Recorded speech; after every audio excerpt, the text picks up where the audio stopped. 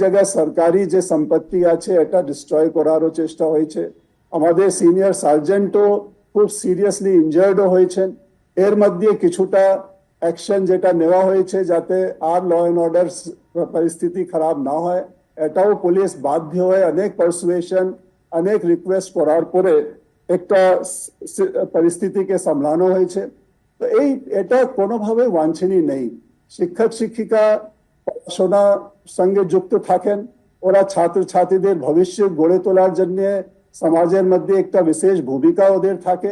আমরা সকলেই ওদেরকে রেসপেক্ট করি, ওদের প্রতি আমাদের সব রকম যে চিন্তা ভাবনা ওদের আছে, আমাদেরও সেই চিন্তার মধ্যে আমরা যাচ্ছি কি কিভাবে এর সমাধান খোঁজা যায়।